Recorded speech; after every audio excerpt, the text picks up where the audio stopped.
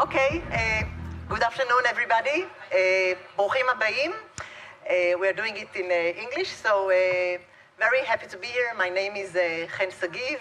I'm very happy to be here because this is my academic home. I did here my bachelor degree in physics, master's degree in physics, and my PhD in applied mathematics. So I'm really thrilled to be here, and thank you for inviting me to be moderating this session.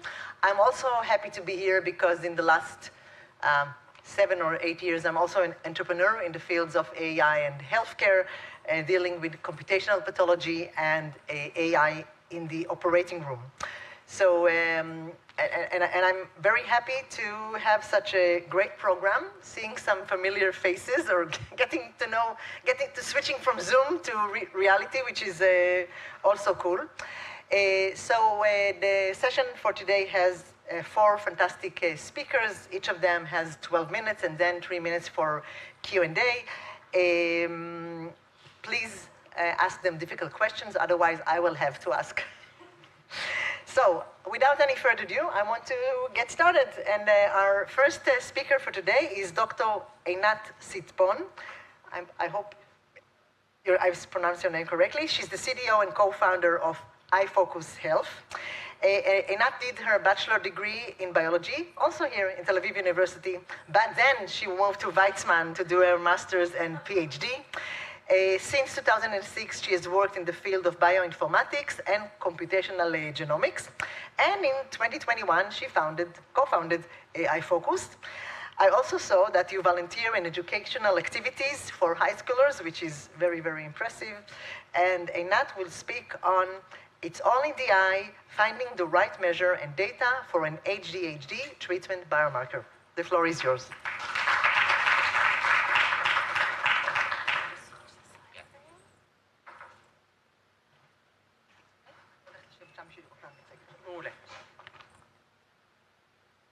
Okay.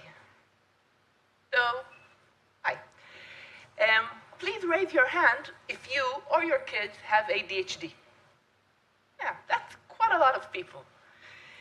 So, I'm Dr. Einat Sitbon, and I'll talk about It's All in the Eye, finding the right measure for ADHD treatment biomarker. I'm the CTO of iFocus Health, and our story begins with a very cute kid. That's a kid of my sister, and also she is my CEO, Dr. Adi Diner, also from here, from Tel Aviv. She did a bachelor degree here. And her kid was diagnosed with ADHD, and they both wanted to get his treatment as fast and accurate as possible. And they found out that there is no objective measure to know if his medication is working. So let's talk a little bit about the patient's ADHD journey. You start with a problem. You find that you have a problem with your concentration or something similar. And you go to a doctor, usually a neurologist or a psychiatrist, to get a diagnosis. After you get a diagnosis, you start treatment, which is followed by check-in appointments. This sounds really straightforward and not complicated, but actually, every time a patient starts a new medication, you need to begin with a low dosage and increase until the patient self-reports improvement. And I want to stress the self-report, because there is no other way to know. So actually, you are going through a very complicated and complex terrain, and you don't know how far you are from your destination. You don't know if you are going correctly or you're running around in circles, struggling with side effects while not improving your concentration. We wanted to find an objective measure for ADHD, a measure that can be, something that can be measured on a real-life task. But it shouldn't be something that you need to climb the cliffs of insanity to find. It should be simple to use, no extra effort required, no equipment, and should be also efficient for your clinician to enable data-driven treatment decisions. We try to understand where this information can be found, and we saw that looking at the eye can decipher a person's attention. We know that from numerous hundreds of Zoom sessions that we can easily tell if someone is concentrating by looking at their eyes. And also, this is confirmed by known research connecting ADHD and eye movement. So we set up to understand what we want to look at in the eye. We set up a small-scale experiment, a POC, in a garage in Palo Alto, where people were given different tasks related to eye movement, and their eyes were tracked by a high-fidelity eye-tracking device. So we had about 10 people come in and do several tasks with and without medication, because our point was to compare a person to themselves. When we looked at the eye track in the reading task, we blew our minds, and I want to show you why. This is a student reading some text without medication. It's a very good student, very high grades, but you can see they're going up and down the paragraph, repeating regions, repeating sentences, working very hard. Actually, when a student is told, you have ADHD, but if you work harder, you will succeed, this is what work harder looks like. They get to the end, they understand what they are reading, but that's very, very tiresome. And if the text is boring, well, that's even harder. And this is the same student with medication, which is working for them. Just reading throughout the text, going directly through, and sailing smoothly. So we understood we want to look at reading, and we set up a larger experiment using now webcams for eye tracking, so we can have multiple participants working from home, reading from home, with and without medication, multiple times, because we need statistics. We also teamed up with UMove, who is a company that builds the eye tracking software. So they are doing the eye tracking from the webcams. I'm a data scientist. I'm not an image analysis person, so we teamed up with them, and it's been a great partnership since. So once we set up the experiment, we got data from 100 participants, an approach validated in an IRB-approved study, and the results were published in a peer-reviewed ADHD journal. And the algorithm is patent pending. A bit more details. We calculated 55 features of reading patterns. These features are various, includes different types of things relating to reading. It could be the reading pace, something related to the specific number of rows a person could read out of the page, how many times you go up and down. The reading, we are integrating this into the machine learning algorithm and not just putting one parameter, because reading is complex. So you need to take different features and integrate them together into one machine learning algorithm. The algorithm creates a prediction score, which we found to be significantly higher for session with medication. And 90% of the users have a higher prediction score with medication relative to without medication. So now we have an algorithm, which we liked how it's working, but this should be integrated into an actual product that people can use. We set up a web platform where a webcam is tracking your eyes while you are reading.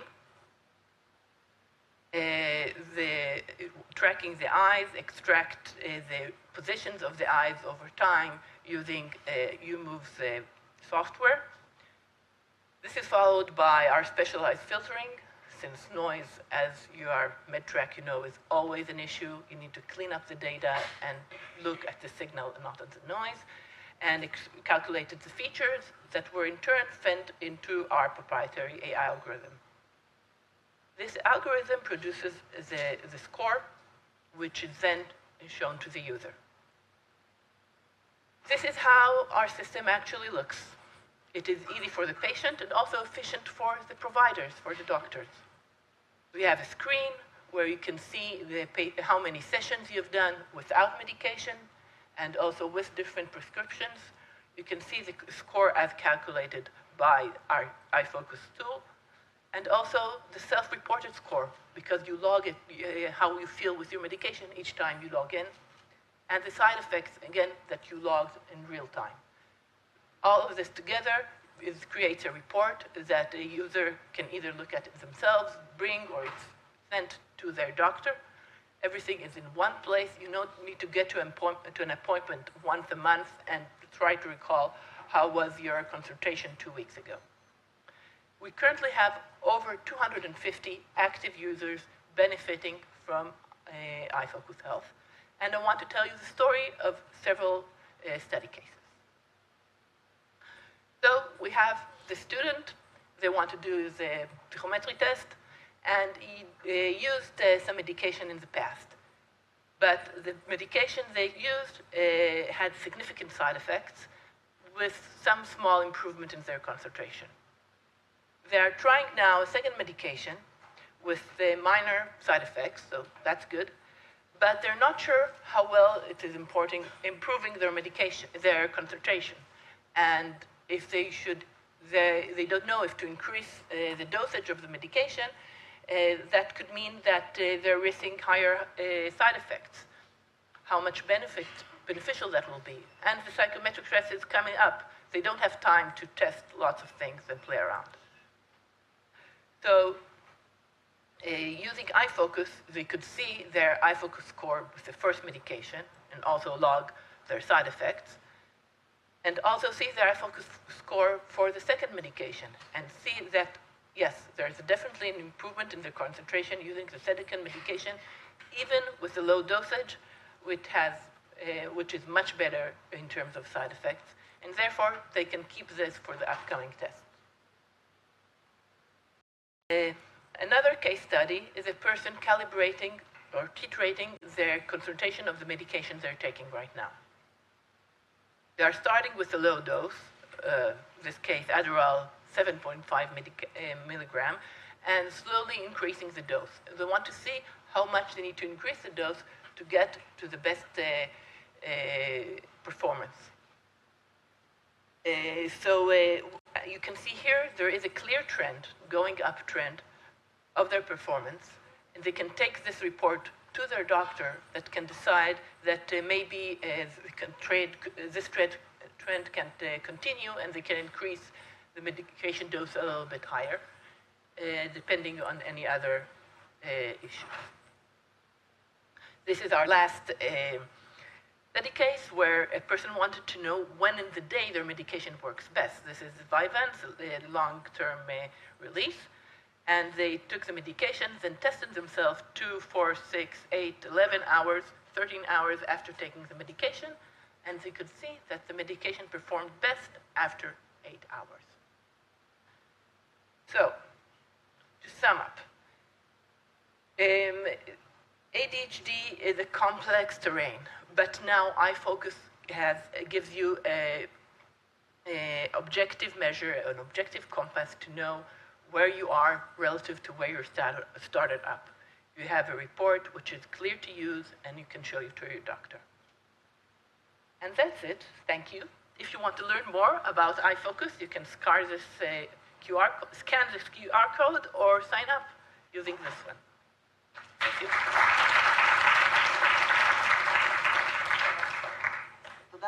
Thank you very much, Einat. I think that what's fascinating is that biomarkers, which are very important for drugs for diseases, you found a biomarker to quantify ADHD. First of all, I think it's amazing, fantastic. Any questions from the audience? Yes. Yeah, hi, thank you very much. I wonder, is this applicable only to digital texts? What about print? So when you read to print, it's harder to see your eyes. Currently, it's from text that is already in our system. In the future, could be add text that the user can upload their own text, but it's not from print. Yes, please. Nice idea and the implementation. You tested a lot without ADHD and how functioning in and states. Let me just repeat the question. So the question was this tested also on people without ADHD? So I get this question quite a lot, and no, we didn't, because the idea is with someone is already diagnosed with ADHD and you compare them to themselves. The idea is to compare a person to themselves and not to do diagnosis of a new person.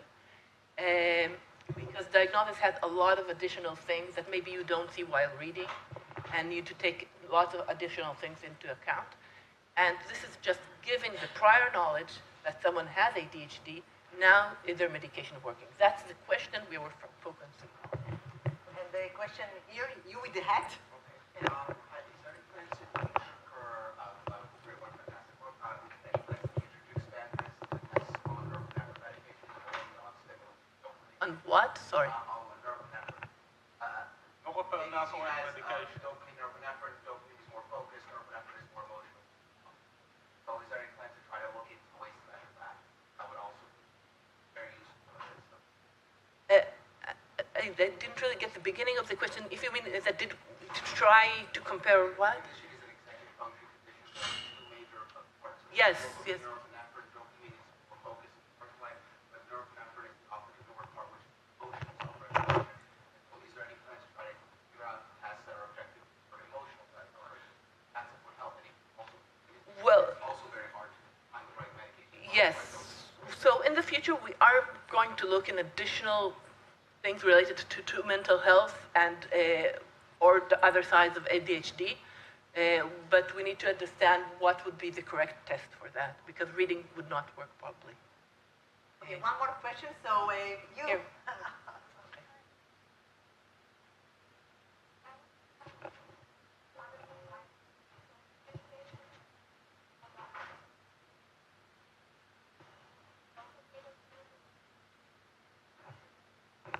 Definitely, it will work for any treatment.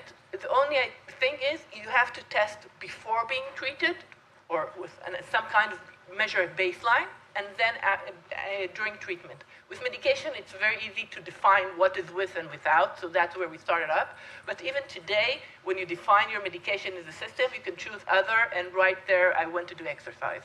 Because it's known that exercise helps ADHD, so that's a very good example. Okay, so we are very tight on the schedule, so I want to thank Dr. Sitbon again.